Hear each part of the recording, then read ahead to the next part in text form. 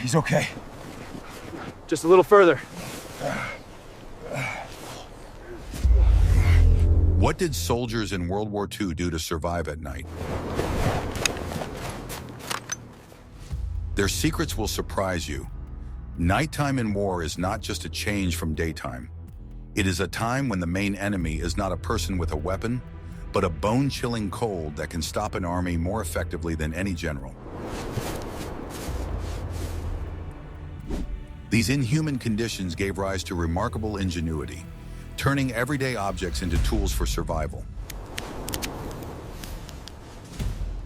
Heroism was evident not only in attacks, but also in the quiet, daily struggle against circumstances, where ingenuity became the main weapon.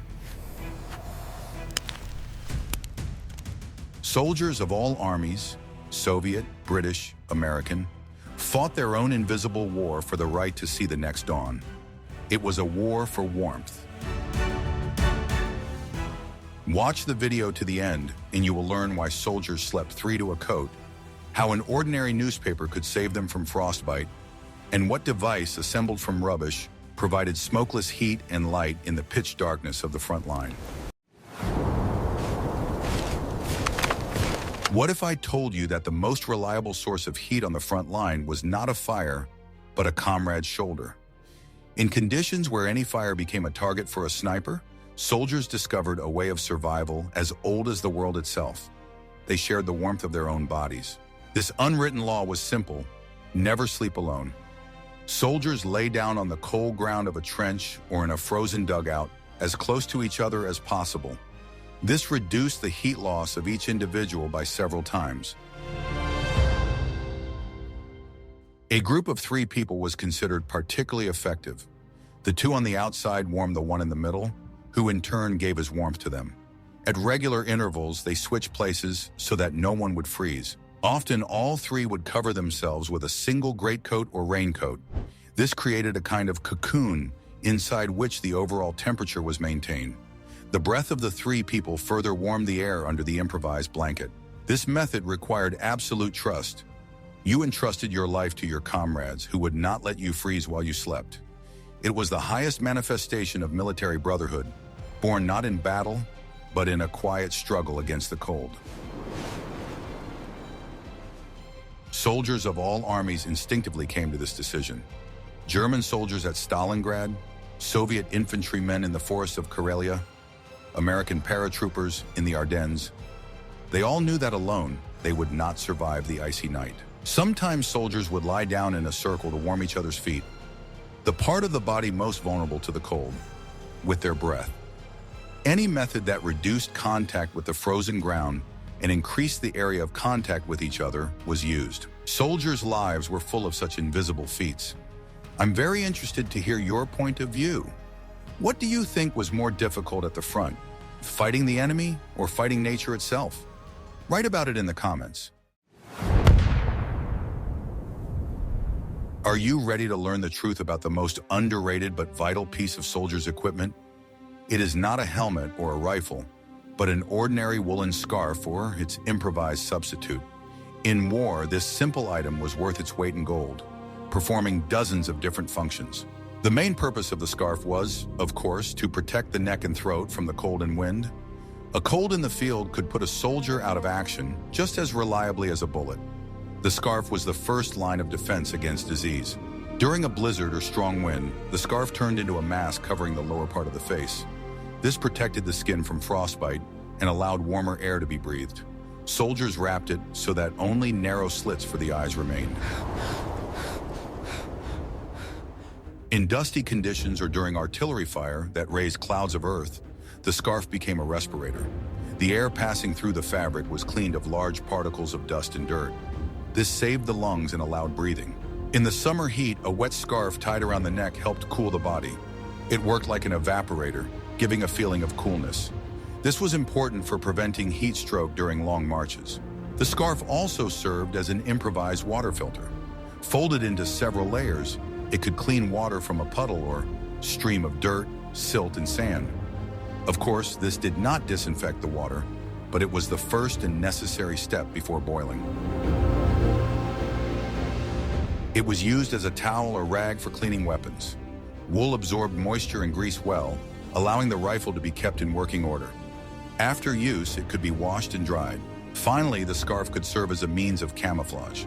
Scarves in protective colors or simply stained with dirt helped to hide the face and neck, blending in with the surrounding terrain. A white scarf in winter made a soldier almost invisible in the snow. But what if the clothing provided catastrophically insufficient warmth? In the next chapter, you will learn how soldiers created real autonomous heaters from what at first glance seemed like ordinary rubbish. What I am about to show you was the soldier's secret weapon against the cold and darkness, which could be made in 5 minutes. In conditions where any smoke from a fire could give away their position and attract artillery fire, soldiers needed a source of heat that would not expose them. Thus, the ingeniously simple trench candle was born. This device was the epitome of minimalism and efficiency. It required only 3 components: an empty tin can, a strip of corrugated cardboard, and wax or paraffin. All of these could be found or obtained from supplies. The manufacturing process was extremely simple. A strip of cardboard cut to the height of the can was rolled into a tight roll. This roll was inserted tightly into the tin can, filling all of its space. Then the entire structure was poured with melted paraffin or wax from ordinary candles. The cardboard, thanks to its porous structure, acted as a huge wick. It was completely saturated with combustible material. Once the wax had hardened, the device was ready for use. To light it, all you had to do was hold a match to the cardboard wick. Such a candle gave off an even, bright, and most importantly, almost smokeless flame. The burning time of such a device was impressive, from 4 to 8 hours, depending on the size of the can and the amount of wax. This was enough to light and heat a small dugout throughout the long night. The trench candle served several important functions at once.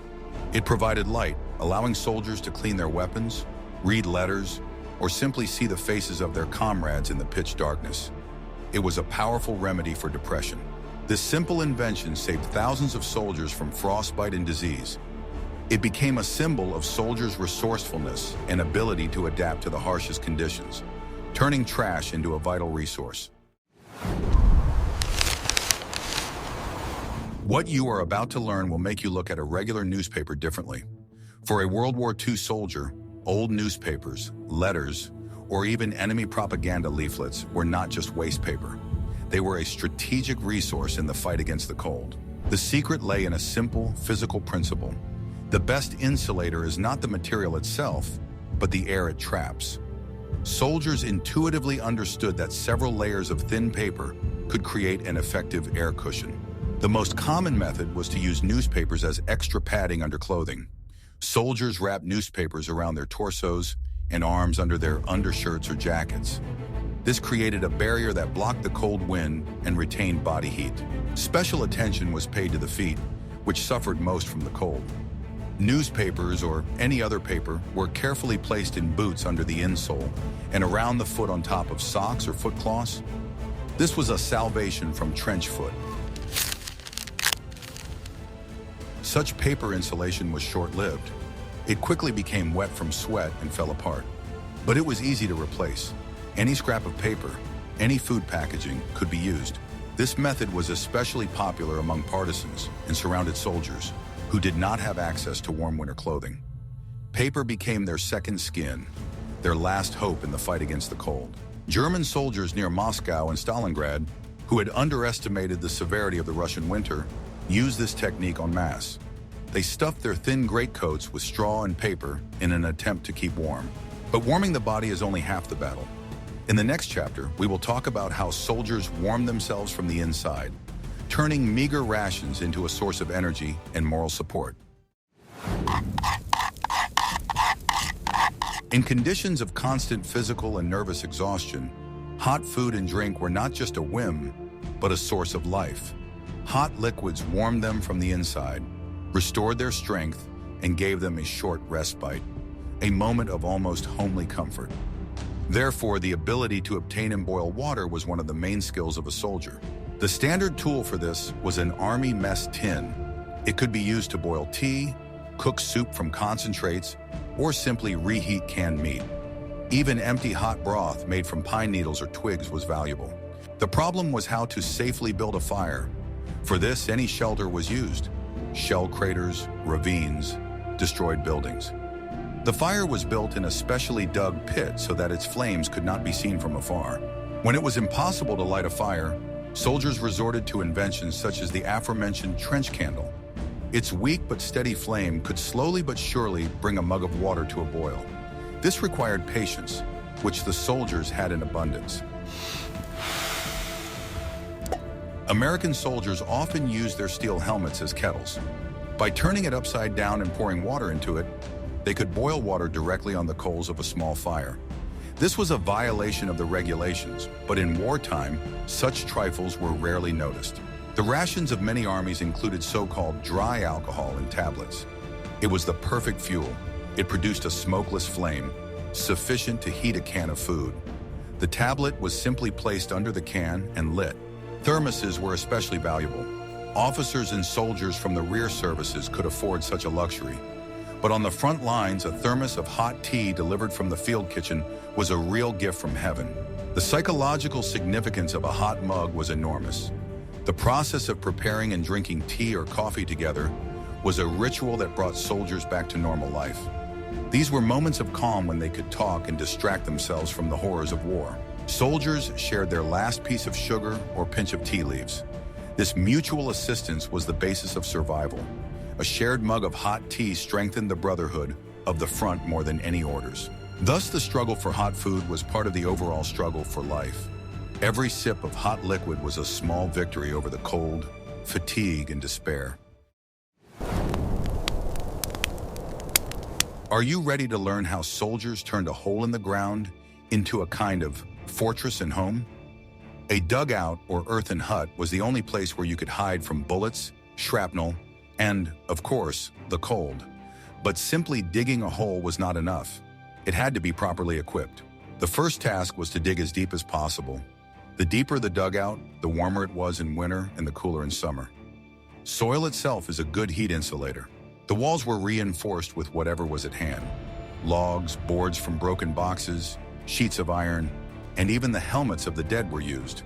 This not only protected against collapse, but also created an additional layer of insulation. Special attention was paid to the roof, or nakat. It was made in several layers. Logs, then a layer of branches or straw, and a thick layer of earth on top. Such a roof not only protected against shells, but also retained heat well. The floor of the dugout was never left earthen. It was covered with branches, straw, empty sacks, or boards. Any layer between the body and the cold ground was vital for retaining heat during sleep. The entrance to the dugout was always covered with a raincoat or any other piece of thick fabric. This simple curtain blocked the icy wind and drafts. Sometimes they even made a double vestibule for better insulation. The pinnacle of engineering was heating. Soldiers made small stoves from barrels, buckets, or old boxes. The main problem was smoke, so they tried to lead the pipe into a ravine or camouflage it. Beds or bunks were also built from materials at hand. Sleeping on a raised platform was much warmer than on the floor. A thick layer of straw or pine branches was laid on the bunks to serve as a mattress. A properly built and furnished dugout became a real home. In it, you could not only sleep, but also dry clothes, cook food, and simply feel relatively safe. It was a small island of order in a world of chaos. Is this how you imagine life in the trenches? But even in the warmest dugout, equipment could fail due to the cold. In the next chapter, we will learn how soldiers took care of their main tool, their weapons. In severe frost, a serviceable rifle or submachine gun was no less important than dry feet. A frozen bolt mechanism or thickened lubricant could cause a weapon to fail at the most critical moment of battle. Therefore, caring for weapons in winter was a special ritual. The main problem was weapon lubricant. Standard summer varieties thickened in the cold, turning into a sticky mass that jammed the moving parts. Soldiers had to remove the summer lubricant and use special winter, frost-resistant varieties. When special lubricants were not available, ingenuity came into play. Weapons were lubricated with a mixture of kerosene and gun oil, or wiped dry. A dry but clean bolt worked more reliably in the cold than a bolt covered in thickened lubricant. Condensation was a huge problem. When soldiers brought their weapons from the cold into a warm dugout, water droplets instantly formed on the cold metal parts. If they then went back out into the cold, this water froze, completely jamming the mechanism. Experienced soldiers knew the rule: never bring weapons into the warmth unnecessarily. They were left in the vestibule or simply at the entrance. If the weapon was brought in after all, it had to be thoroughly wiped dry before going outside. To keep the bolt in working order, some soldiers would remove it from the rifle at night and put it under their overcoat. The warmth of their bodies prevented the mechanism from freezing. In the morning, it was quickly put back in place. Machine guns required special care, especially those with water-cooled barrels such as the Maxim. The water in the jacket had to be replaced with antifreeze, alcohol or glycerin. Otherwise, the water would freeze and simply tear the jacket apart. Soldiers wrapped their weapons in any fabric to protect them from the snow. Snow getting into the barrel or mechanism could have serious consequences when firing. The cleanliness of a weapon was synonymous with its reliability. Before battle, soldiers often ran the bolt several times to make sure it moved freely. This simple action gave them confidence that the weapon would not fail at the right moment. The ability to keep a weapon ready for action in severe cold was as important a soldier's skill as accurate shooting. It was invisible work on which the outcome of the battle and the soldier's own life directly depended. One of the most insidious dangers of trench warfare was not a sniper's bullet, but so-called trench foot. Prolonged exposure of the feet to cold and dampness led to circulatory disorders and serious tissue damage. A soldier with damaged feet was no longer a combat unit. The commanders of all armies quickly realized that the losses from this ailment could be comparable to combat losses. Therefore, foot hygiene became a matter of military discipline. Simple preventive rules saved the health of thousands of soldiers. The main order was simple: keep your feet dry. Soldiers were required to have at least one spare pair of socks or foot cloths. Wet socks had to be changed for dry ones whenever possible, at least once a day. Foot cloths played a huge role in the Soviet Army. Unlike socks, a properly rolled foot cloth could simply be rewound with the other, dry in without removing it completely. This was a great advantage in the field. Wet socks or foot cloths were dried on the body under the undershirt. This was the only way to dry them in a trench, where it was impossible to build a fire. Body heat slowly evaporated the moisture. British and American soldiers were given special whale oil as a preventive measure. This oil had to be carefully rubbed into the feet. It created a water-repellent barrier, protecting the skin from moisture. The most important element was proper footwear. It should not be tight so as not to interfere with blood circulation. Soldiers tried to get boots one size larger so that they could insert an extra insole or wear a second pair of socks. Mandatory inspections were introduced in the units. Sergeants checked the condition of their subordinates' feet. Soldiers often worked in pairs, helping each other rub their feet to restore blood circulation. Soldiers could be punished for disregarding these rules. Commanders understood that a soldier who was out of action for this reason was a preventable loss. Discipline in this matter was the key to combat readiness. This daily, painstaking care for their feet was as important a part of a soldier's job as digging trenches or cleaning weapons. It was a quiet battle for the right to remain in the ranks, which soldiers fought every day. For infantrymen, the source of heat was a fire or their own body heat. But for soldiers who operated equipment, tankers, drivers, artillerymen, the main salvation from the cold was a running engine. The engine provided heat, which was an unattainable luxury for the average infantryman. After a long march or battle, the engine of a tank or truck remained hot for several hours. Soldiers made the most of this heat. They dried wet clothes, foot cloths, and gloves on the armor or hood. Sleeping next to a cooling engine was the height of comfort. Soldiers spread their greatcoats directly on the tank's transmission compartment. This warm metal surface was better than any stove. Truck drivers often slept right in the cab with the engine running at low speed. Of course, this consumed precious fuel, but sometimes the choice was between fuel consumption and one's own health. Tank crews were in a more advantageous position. It was cramped inside the combat vehicle, but warmer than outside. The running engine and the confined space created a microclimate inside the tank. Some models of equipment, such as American Studebaker trucks, had standard cabin heaters. For soldiers accustomed to icy trenches, such a heater seemed like a miracle of civilization. The engine was also used for cooking. A can of canned food could be heated on the hot exhaust manifold, or a pot of water could be boiled. It was faster and safer than building a fire.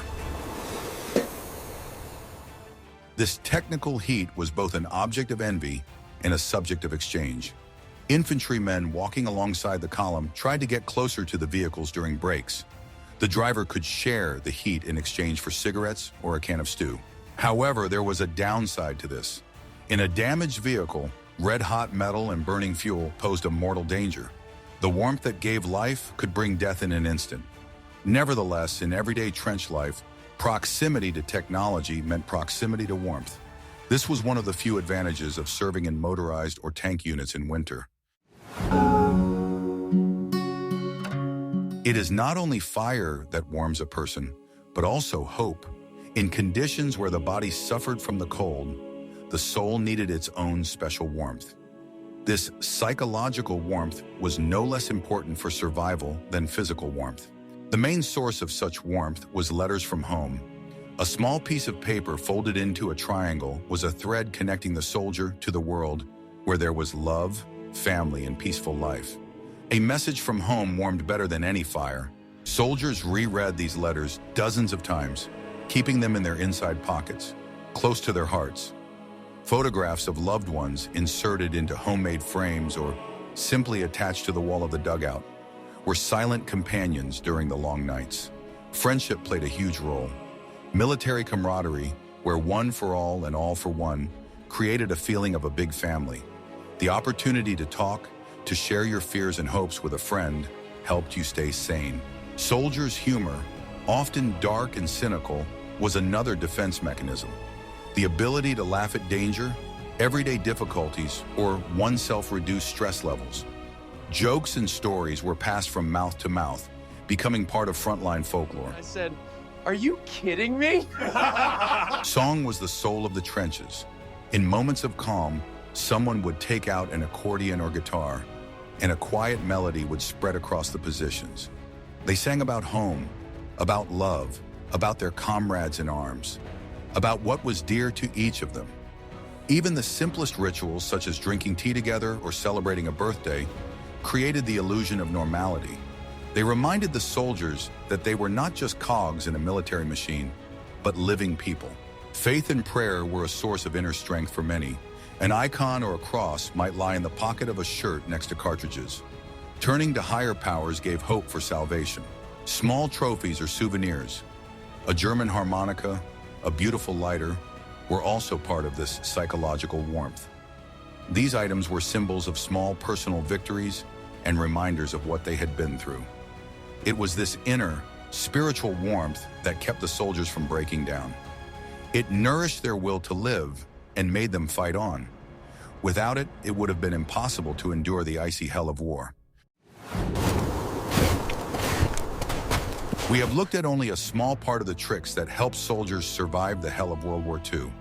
Behind each of these inventions, from the method of keeping warm by huddling together under one greatcoat to the smokeless candle made from a tin can, lies not just ingenuity, but an unyielding will to live.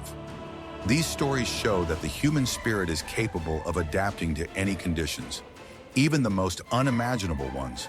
War is a tragedy, but it also sometimes reveals the best qualities of human beings: mutual aid, ingenuity, and incredible resilience. The experience of the soldiers of that time is a harsh lesson in how important it is to appreciate peace and the simple things that seem like real treasures in the trenches. Dry socks, hot tea, and a comrade's shoulder. Please suggest topics for future videos that you would like to see on our channel in the comments. Perhaps you are interested in soldiers' food, frontline medicine, or military superstitions? And don't forget to subscribe so you don't miss new episodes.